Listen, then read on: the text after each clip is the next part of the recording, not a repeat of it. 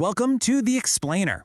So, today we're digging into two absolute titans of the American voice, Robert Frost and Bob Dylan.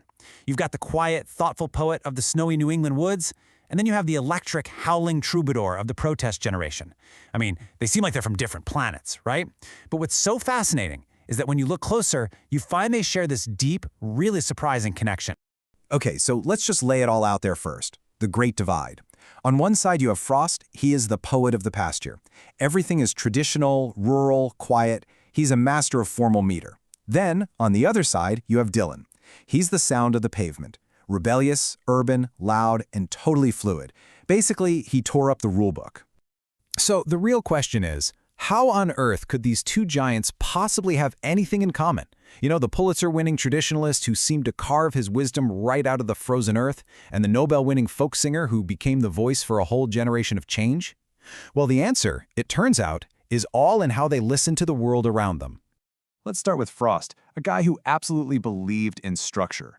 For him, form wasn't some kind of cage, it was the entire challenge. He famously said that writing poetry without rhyme or meter, free verse, was like playing tennis with the net down. He believed those rigid rules were exactly what gave a poem its tension and its power. But here's where it gets really interesting. Frost's genius wasn't just about following the rules. It was about this revolutionary idea he had about the actual music of human speech. He called it the sound of sense. And this was his secret weapon for making these incredibly structured poems feel so alive. So what is the sound of sense? Well, Frost's big idea was that the real truth of any conversation, all the anger, the joy, the sadness, is actually carried in its melody, not just in the words. You know that feeling when you hear muffled voices through a wall? You can't make out what they're saying, but you know for sure if they're fighting or laughing. That's it. He wanted to capture that raw, emotional music right there on the page. And you can hear this perfectly in his poem Mending Wall. The narrator has this playful, sort of flowing rhythm, and then it just crashes right up against his neighbor's blunt, heavy, dogmatic tone, "Good fences make good neighbors." The whole conflict of the poem, open-mindedness versus blind tradition, it's all right there in the sound. All right, so now let's fast forward. We're leaving the quiet pasture and jumping right into the turbulent 1960s. This is where young Bob Dylan becomes the voice of a generation, not by whispering, but by shouting right into the wind. Dylan didn't just appear out of nowhere. He stepped into this crucible of tension. The country was grappling with the civil rights movement, the constant anxiety of the Cold War, the Vietnam War, and you had this entire generation of young people who felt like the American dream was a complete lie. They were desperate for a voice to articulate their moral outrage. And boy, did he give them that voice with Blowing in the Wind. Think about it. Where Frost captured the sound of sense in a conversation, Dylan captured the sound of protest. It wasn't just the words, it was his raw, insistent voice. The song's power comes from these huge, universal questions that feel like they're being torn from the soul of that moment. It became an anthem for so much more than any single cause. And the absolute genius of the song is right here, in the ambiguity of this one line. On one hand, it's so optimistic, right? The answer is obvious. It's all around us, as simple as the wind. But on the other hand, it's deeply cynical.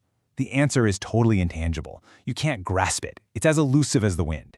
That single line holds all the hope and all the frustration of the 1960s. It's incredible. So, what do we have? We've got Frost's quiet acceptance of a fundamentally flawed, broken world, and we've got Dylan's loud, urgent demand for a better one. They seem like polar opposites. But the bridge between them, funnily enough, comes from another legendary poet-musician. In his song Anthem, Leonard Cohen just nails it.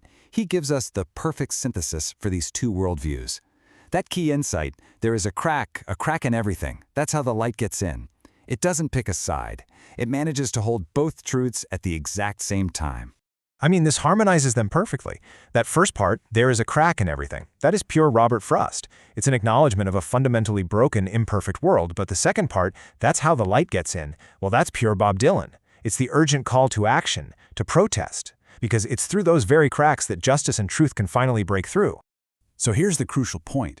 At the end of the day, despite their radically different styles, Frost and Dylan were on the exact same mission.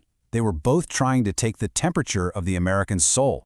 Frost just did it by standing still, by listening to the earth, finding the entire universe in one quiet, rural detail.